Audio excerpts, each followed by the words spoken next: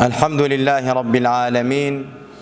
والصلاة والسلام على سيدنا محمد سيد المرسلين وعلى آله وأصحابه وأتباعه وأولياء أمته أجمعين إلى يوم الدين. مسلمانان إيمان داران سلام إخوائي قورتان لسربيه داواكارين لأخوائي تبارك وتعالى أم بفرو بارانا برحمة بيار بسرمان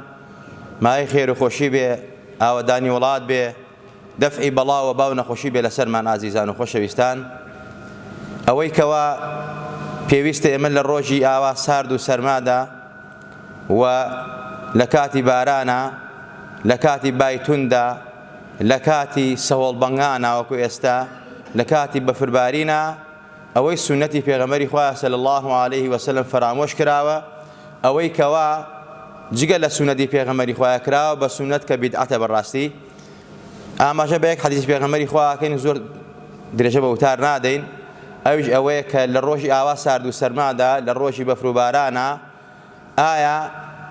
خەڵکی چی بکە، حوکمی شەرعی لەبارەی ئەو خەڵکیوە چۆن بێت بۆ مزگەوت، یا چۆن نوێژەکانی بکات، چۆن جومعەکەی بکات کە جومعە فەرزی عینە بەڕاستی. پێغەمبەری خوا صلی الله عليه وسلم لە حەدیثێکی صحیحە کە ئیمامی بوخاری و موسلیم ڕێوایەتیان کردووە، حەزرەتی نافع بۆمان باس دەکات لە پێغەمبەری خوا صلی الله عليه وسلم ئەفەرمێت: أذن ابن عمر في ليلة باردة بضجنان منطقيك ثم قال صلوا في رحالكم، فأخبرنا أن رسول الله صلى الله عليه وسلم كان يأمر مؤذنا يؤذن ثم يقول على إثره: ألا صلوا في الرحال في الليلة الباردة أو المطرية. أفرميت حضرت نافع عبد الله كري عمر رضا ورحمة خوای لەسەر بێ لە منطقەی ضەجنانە، منطقەیەکە لە شەوێکی زۆر سارد و باراناویە یا ئاوا کە سەحرایە و منطقە زۆر سارد بووە، فەرموویەتی صلوا في رحالكم لە ماڵەکانتانە نوێژکەن، لە لای کۆڵوبارەکانی خۆتان بن، مەیەن با سەرماتان نەبێ، ناڕەحەت نەبن. ئەمەیان دا بە پێغەمبەری خوا ئەم هەواڵە. ئایا ئەمەی کە عەبدوڵڵای کوڕی عومەر کردوویەتی شتێکی ڕاستە، شتێکی تۆ ڕەزامەندی لەسەری هەیە؟ پێغەمبەری خوا فەرمی بەڵێ، وە کاتی خۆشی پێغەمبەری خوا صلی الله عليه وسلم ئەمری کردو بانگبێژ لە ڕۆژی سارد و سەرمادا، لە ڕۆژی باراناویە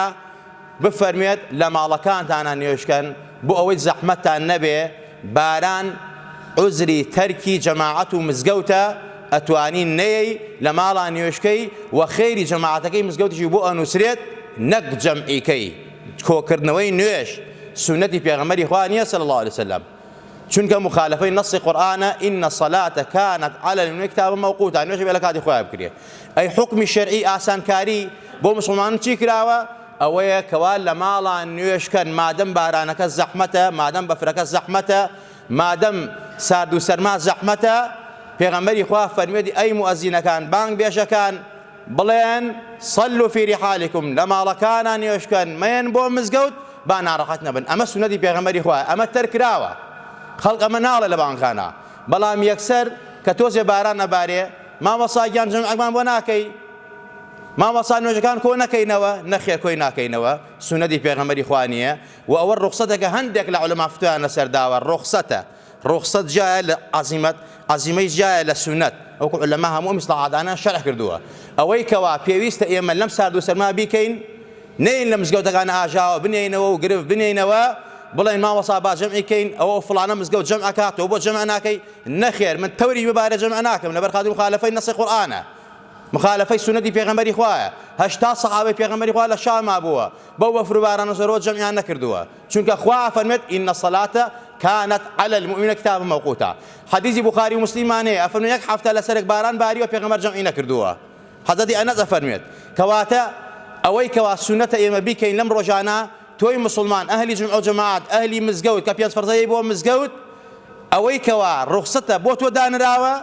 أوي كلام مالان ني بو معلومات يشتان خيري جماعتك مزجودك بلام أقربي إيشاو مغرب بيكوبكي نمر عصر بيكوبكي أمشتكي بدعة الأمر ذاك أكريت من نعلم هندي العلماء فرمان الرخصة هي بلام بقوم الله مرجو كان نادر شيء لخلقه كواتا أمره بمشي وازيك خلق أيكا بدعتێکی سەیئەیە هەتا لیژنەی فتووادەوە دەنگ لەسەرەوە تکا لە مامۆسایانی ئاینیەکەین لە مزگەوتەکانە ئەو جەمعە بۆ خەڵکە نەکەن چونکە خلافی سونەتی پێغەمبەری خوا صلی الله علیه وسلم ئەوەی کەوا سونەتە بە خەڵک بڵێن خەڵکینە ڕەحمەتتان لەبێت لە ماڵان نوێژ بکەن ئەمە سونەتی پێغەمبەری خوا صلی الله علیه وسلم و بۆ معلوماتیان و ئاماژەم پێ کرد پێغەمبەری خوا کەسێکە نەخۆش بێ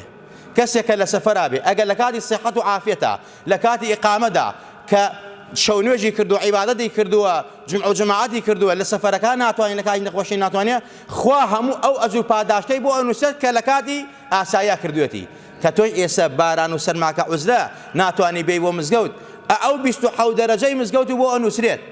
بەڵام بێی نوێژ کۆکەیتەوە کە خوایش تا تەکلیفی نوێژی دووەمی لێ نەکردووی سێمە لە نوێژی نیوەڕۆین خوا تەکلیفی نوێژی نیوەڕۆی لێ کردوین تەکلیفی نوێژی عەسر لێ نەکردوین نوێژە عەسرەکە علەما فەرمون مادەم ئەتوانی لە ماڵەوە بیکەی لە ماڵەوە پێغەمبەر ئەفەرمێ بیکە و مەیە بۆ مزگەوت و ئەجر و پادای جەماعەتەکەشی بۆ ئەنووسێت خوا لە هەموو لایەکمان خۆش بێ و لە هەموو لایەکمان ڕازی بێ خوا عاقیبەتمان بەخێر بگێڕی خوا لە شەرعی خۆت ئاگادارمان کەی خوا لە بیدعەی سەیئە و لە فتوای سەقەت و لاساری زانا جاهیلەکان پارێزرامان کە ئەوانە کە خوا ناوناوە زانە ئەوانەی کە بەگوێ علەما و زانایان ناکەن ئەوانەی کە لە شەریعەت دەرەچن خوا لە فتوا سەقەتەکانیوانە لاماندەی یا ربی خوا استقامە پێبەخشی یا ربی خوایان ئیمانمان بەقوت کەی یا ربی خوا عاقیبەتمان بەخێر بگێڕی خوا لە بەڵاو و باو نەخۆشین لاماندەی یا ربی خوا لە هەموو فیتنە و ئاشوبێک لاماندەی یا ربی خوا ئەوەی مایە عیزەتمانە مایە سەربەرزیمانە مایەی عاقبەت خێریمانە خوای بەمان ئەنجام بدەی ئەوەی کەوا مای زەرەری دین و ئەخلاق و خاکوڵات و نیشتوانان خوای لێمانی لادەی آمین آمین أقول قولي هذا وأستغفر الله لي ولكم ولسائر المسلمين الحمد لله ثم الحمد لله الحمد لله الذي من علينا بالقرآن